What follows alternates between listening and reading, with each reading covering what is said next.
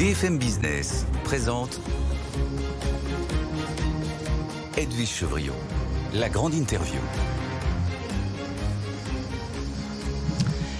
Nous sommes toujours ici en direct avec mon invité. Mon invité ce soir, c'est Florent Menegaux. Il est le président de Michelin. Bonjour Florent Menegaux. Bonsoir Edwige Chevrillon. Oui, merci d'être là. Oui, bonjour, bonsoir, on ne sait plus très bien, mais là, en tous les cas, là, pour l'instant, il fait extrêmement beau et extrêmement chaud. Beaucoup de questions à vous poser sur Michelin, bien sûr, et puis sur les déclarations qui ont fait beaucoup de bruit. Le fameux salaire décent, vous avez lancé ce pavé dans la mare. À un moment, on peut dire que la campagne, en fait, pour les élections législatives, vous a donné un tout petit peu, il y a une espèce de résonance avec la question du pouvoir d'achat et la question de la smicardisation de la société. Parce que vous avez dit qu'il faut un salaire qui permette non pas de survivre, mais de vivre. On va revenir là-dessus, on va revenir sur votre actualité business, parce qu'on voit que c'est un peu plus compliqué, la mer est un peu plus agitée, Florent Menegaux. Mais une question, vous intervenez sur le rôle social de l'entreprise. C'est le thème de votre table ronde ici. Il y a un rôle social de l'entreprise, parce que si on pose la question à beaucoup de chefs d'entreprise qu'on a autour de nous, ils disent non, non, pas du tout. Vous dites oui? Ah oui, bien sûr. Bien sûr. En fait, une entreprise, c'est d'abord un collectif humain qui décide de fabriquer des choses, de fabriquer ensemble des produits ou des services. Et ce qu'on oublie toujours, c'est que dans l'entreprise, ces êtres humains sont volontaires pour fabriquer ça. Donc bien sûr, l'entreprise, c'est une forme de société, c'est une organisation humaine très efficace pour fabriquer, c'est la manière la plus efficace d'ailleurs de fabriquer des biens ou des services. Et donc, c'est une forme de société. Et donc, bien sûr, l'entreprise a un rôle social à jouer. Oui, mais le capitalisme, c'est pas ça, hein? C'est pas ça le capitalisme, Florent Menegaux. Eh bien, en fait, le capitalisme, en tout cas chez Michelin, il réconcilie trois dimensions à la fois.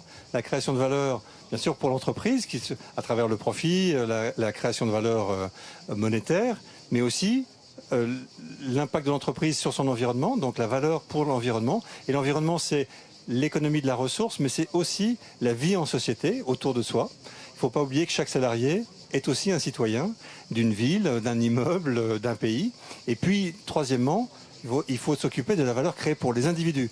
Les individus à l'intérieur de l'entreprise, mais aussi tout l'écosystème des fournisseurs, tout l'écosystème alentour et tout l'écosystème des clients. Oui, en même temps, vous êtes, et surtout Michelin avec le pneu, vous êtes confronté à une concurrence féroce. On y reviendra. Puisque vous dites, nos salariés, ce sont des citoyens. Très peu de grands patrons se sont engagés dans la campagne présidentielle. Est-ce que vous vous êtes engagé? Est-ce que peut vous engager ou pas? En fait, j'ai mes opinions personnelles, oui. Mais par contre, dans l'entreprise, Michelin est présente dans 175 pays. Michelin ne peut pas s'organiser pour avoir une opinion politique dans chacun des pays dans lesquels il opère. Non, mais le président de Michelin peut. Ah oui. Non, mais moi, président de Michelin... Vous n'êtes pas français. Moi, je suis français. Oui, non, oui. Je suis, mais en fait, Michelin, quand je m'exprime au nom de Michelin, je ne m'exprime pas au nom de Florent Menegaux. Donc, quand je m'exprime au nom de Michelin, je représente tous les salariés, je représente Michelin partout dans le monde. Et donc, à ce titre-là, Michelin, la seule chose que je puisse dire, c'est allez voter. Le droit de vote, c'est un droit fondamental de chacune des personnes qui a été conquis de haute lutte pendant... Il a fallu des siècles pour qu'on ait le droit de voter. Donc, la première chose, c'est de voter. Mais après, derrière, nous faisons la promotion de la démocratie partout dans le monde et nous proposons à ce que chacun puisse exprimer sa voix quand il a la chance de pouvoir le faire. Alors sur cette question du pouvoir d'achat, la smicardisation, vous comprenez que c'était au cœur de la campagne parce qu'il y a un vrai problème? Alors, en fait... On ne fait pas de politique, hein, on fait plutôt du social ou de l'économie, mais on ne fait pas de politique. Je comprends. Oui. Michelin, au moment où il y a eu cette résonance dont vous parliez, il s'est trouvé que nous parlions de l'innovation sociale de Michelin au cours du dernier siècle. Donc c'est l'innovation sociale chez Michelin n'a pas eu lieu depuis les derniers mois, mais ça fait des années, des dizaines d'années, voire plus d'un siècle que Michelin innove socialement. Et à l'intérieur d'un package d'innovation sociale, nous avons illustré ce que nous faisions aujourd'hui. Et aujourd'hui, nous avons mis en place, dès le 1er janvier 2024, un salaire dit décent, ce qui était la meilleure traduction de living wage au sens des Nations Unies. Le salaire décent pour tous, partout dans le monde. Et ce salaire décent, il est différent de ville à ville, de pays à pays. Il est entre Shanghai, Clermont-Ferrand, Bangkok, Rio de Janeiro, Atlanta. Ok, mais concrètement, d'abord, est-ce que vous avez, ça y est, est-ce que c'est appliqué? Parce que ça fait quand même quelques semaines que vous l'avez annoncé. Est-ce que c'est En fait, ce que j'ai annoncé, c'est que c'était en place depuis le 1er janvier 2024. déjà C'est-à-dire qu'il y a tous les complètement salariés en de place, Michelin, y oui. compris le... Tout est en place et audité par une ONG qui est par définition indépendante, qui s'appelle Fair Wage, et qui a certifié que tous les salariés de Michelin étaient au moins à ce salaire minimum. Oui, parce qu'il y a le salaire minimum, et puis à côté de ce que vous avez mis en place, enfin, vous allez me dire si c'est déjà mis en place, le socle de protection universelle. Alors le socle de protection universelle, c'est ce qui permet d'assurer, si le salaire disparaît, à la famille, que les enfants puissent continuer leur éducation pendant au moins 2 ans, assurer une rente de situation pour le conjoint survivant pendant au moins 2 ans. Et oui, il sera totalement en place partout dans le monde à partir du 1er janvier 2025, donc dans très peu de temps. Et aujourd'hui, il est déployé à 85%. Vous voyez bien qu'il y a certains qui se disent, mais attendez, il y a quand même il y a une ligne en bas, là, à droite.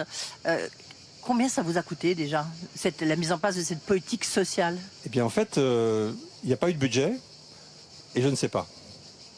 Je n'ai pas compté. Pardon, mais ça peut poser un petit problème, non? Pas du tout, parce qu'en fait, vos actionnaires, je sais bien que vous avez une société, vous êtes une société en commandite, vous êtes gérant, oui. Mais quand même, non? Aucun de nos objectifs financiers n'a été changé parce que nous avions pris cette décision-là. Et en fait, la performance de l'entreprise ne peut pas être assise sur une forme de misère sociale. C'est pas possible. En fait, donc j'ai dit à tout le monde, et ça c'est pas de l'angélisme, c'est de dire, écoutez, si on n'est pas capable de payer correctement nos salariés, eh bien il vaut mieux qu'on soit pas dans le business. Oui, donc vous avez écouté comme moi, il y a de nombreux chefs d'entreprise qui disent notamment par rapport aux différents programmes, hausse du SMIC, SMIC à tel niveau, etc. On fait attention à ce qu'on dit parce qu'on va rentrer bientôt en période de réserve. Mais vous dites, c'est faux, c'est possible d'augmenter les salaires. En fait, chaque entreprise, moi je peux parler de Michelin, chez Michelin c'est parfaitement possible et c'est parfaitement compatible. À partir du moment où les personnes maintenant chez Michelin, dans les plus bas niveaux de rémunération, peuvent se projeter parce qu'ils ont un salaire minimum qui leur permet de se projeter dans le monde, bien sûr, nous le faisons. Oui. Est-ce que vous pensez que c'est quelque chose qui pourrait être dupliqué dans d'autres entreprises ou qui doit être dupliqué? Nous encourageons les entreprises qui le peuvent.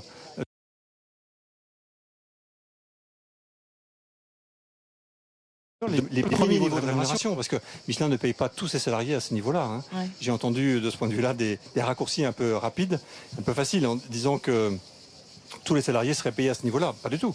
Il y a une échelle de salaire chez Michelin, et donc les plus bas niveaux de rémunération doivent être à un niveau minimum. Est-ce qu'il n'y a pas, et c'est la dernière question là-dessus, est-ce qu'il n'y a pas ce qu'on appelle la smicardisation, enfin la même conséquence que la smicardisation de la société? C'est-à-dire que si vous augmentez le SMIC, en fait, du coup, il y a de plus en plus de gens qui sont payés au SMIC, et ceux qui étaient payés un peu plus, ils se retrouvent au SMIC. Écoutez, nous sommes sortis de cette logique de SMIC, puisque nous payons. Oui, mais le salaire d'essence, c'est un peu la même chose. Non, nous, c'est le niveau d'entrée des salaires. Oui. Mais après, derrière, vous avez tout un système de développement humain et de progression. Donc, on incite beaucoup les gens à être formés. Michelin dépense 2 fois plus que la plupart des entreprises du CAC 40 en formation. D'accord. Et nous privilégions la progression sociale au sein de l'entreprise. Donc, bien sûr, les gens, quand ils rentrent chez Michelin, ils vont se développer pendant des décennies. Le salaire décent à Clermont, à Paris, c'est quoi? Donc à Clermont-Ferrand, c'est 120% du SMIC, donc c'est 1,2 fois le SMIC. Et à Paris, c'est 2 fois le SMIC. Oui, d'accord. Mais à Shanghai, c'est 3 fois le salaire minimum. Aux États-Unis, c'est 2 fois et demi le salaire minimum local. Mais en même temps, c'est compliqué parce que même aux États-Unis, vous dites aux États-Unis, mais le coût de la vie n'est pas la même chose entre New York et voilà, et c'est ça. J'ai fait une moyenne, mais en fait, à Greenville, il y a une valeur, à Atlanta, il y a une valeur, etc. On parle beaucoup ici, c'est un autre thème, c'est le décrochage entre les États-Unis et l'Europe. C'est un sujet, je sais, sur lequel vous réfléchissez beaucoup. Est-ce que vous l'observez, ce décrochage? Parce qu'il y a un peu tous les avis, là. Ici, les économistes ne sont pas d'accord. Il y a des batailles d'économistes. Il y a un décrochage ou il n'y a pas de décrochage? Vous, l'industriel? Alors, en fait, vous avez différentes réalités. Aux États-Unis, vous avez des systèmes d'assistance à l'investissement très élevés avec ce qu'on appelle le programme IRA. Oui. Et puis, en Europe, vous avez un déficit de compétitivité sur le coût de l'énergie, l'accès à l'énergie verte et sur le coût de l'énergie. L'énergie, même si elle a baissé, elle est encore 2 à 3 fois plus chère en Europe qu'aux États-Unis ou en Asie. Oui. Et puis, la deuxième chose, c'est que l'inflation salariale de ce point de vue-là, l'Europe est aussi peu compétitive que les États-Unis en termes de salaires globaux. Mais la question en Europe, et notamment en France, c'est pas le salaire net le sujet, pardon, c'est pas le salaire brut le sujet, mais c'est le salaire net. Oui. C'est-à-dire que derrière, on empile toute une série de taxes et de structures de coûts après le salaire brut. Donc le résultat est quoi? Pardon, mais le résultat est quoi? La réponse à ma question, c'est oui, il y a un décrochage, ou non, il n'y a pas de décrochage. Quand vous regardez un coût de production chez Michelin en Europe par rapport aux États-Unis ou par rapport à l'Asie, eh bien derrière, l'Europe est restée à peu près au niveau des États-Unis, légèrement au-dessus des États-Unis maintenant, alors qu'elle était en dessous des États-Unis avant la crise de l'inflation. Et puis surtout, elle a décroché très fortement par rapport à l'Asie. Oui. On est maintenant 2 fois plus cher que l'Asie. Oui, 2 fois plus cher. Et ça, là, on va tout droit dans le problème de Michelin. Vos principaux concurrents sont évidemment chinois. Et pour vous, comment vous faites pour gagner encore de l'argent avec un pneu? C'est pour ça que vous avez lancé vous avez dit que je crois que c'est à la fin de la décennie, plus de 20% du chiffre d'affaires de Michelin serait fait ailleurs que dans le pneu.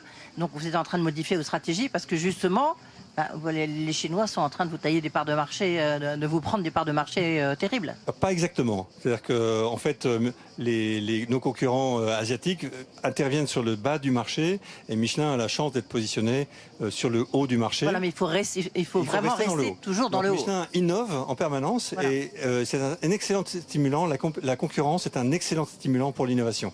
Et donc nous, on aime la concurrence. Ce qui nous gêne, c'est quand la concurrence se fait avec des règles de jeu qui sont inéquitables. Par exemple, donc là, on travaille sur l'Europe pour dire non, mais il faut que les règles du jeu soient les mêmes, à peu près les mêmes entre l'Asie et l'Europe.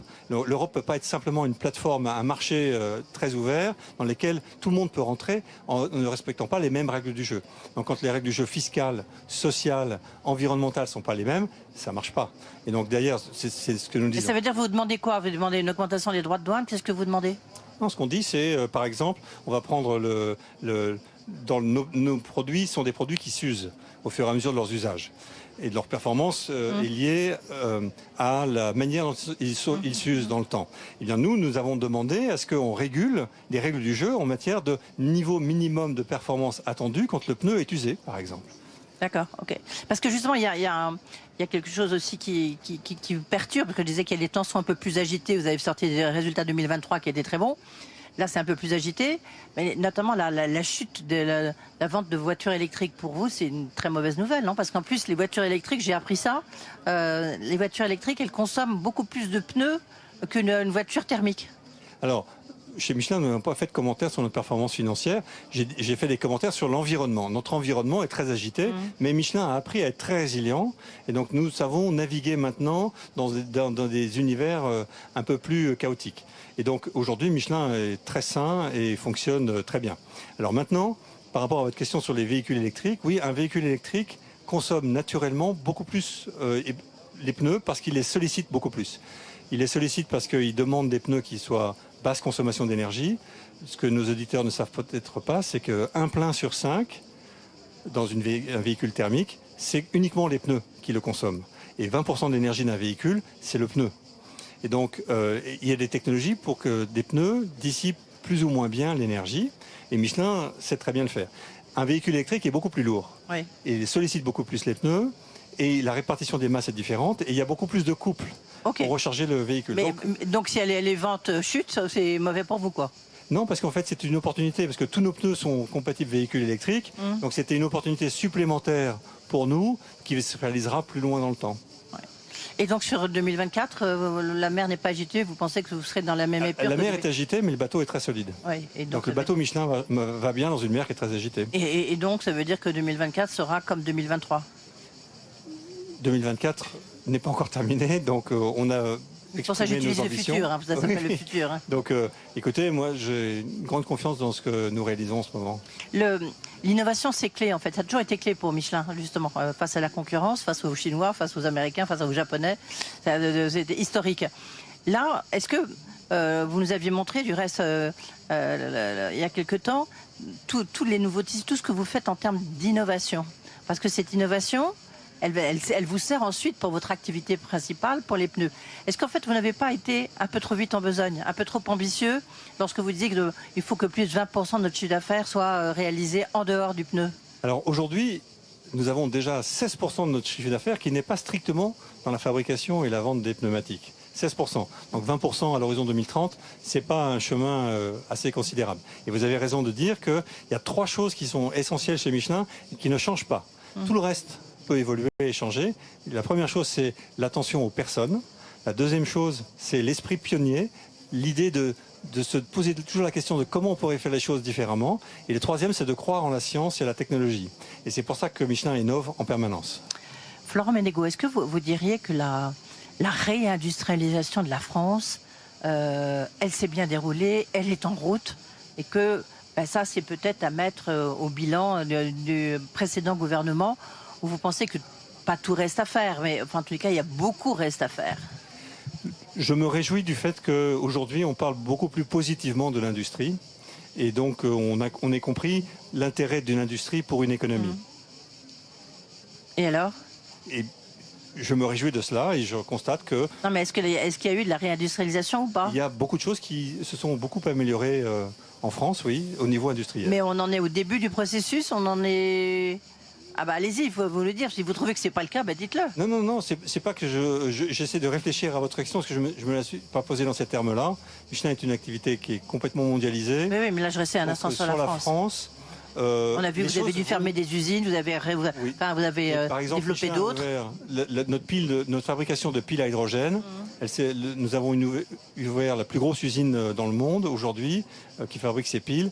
C'est à Lyon que nous l'avons fait. Par contre, c'est vrai qu'en même temps, Michelin est amené en permanence à revoir son empreinte industrielle et malheureusement, quelquefois, nous sommes amenés à fermer des sites industriels. Donc, en permanence, Michelin, en France d'ailleurs et partout dans le reste du monde, nous ouvrons et nous fermons des activités industrielles en permanence, mais globalement donc le net est positif. Pas plus en France qu'ailleurs. Pas plus en France qu'ailleurs. Et peut-être moins aujourd'hui qu'avant.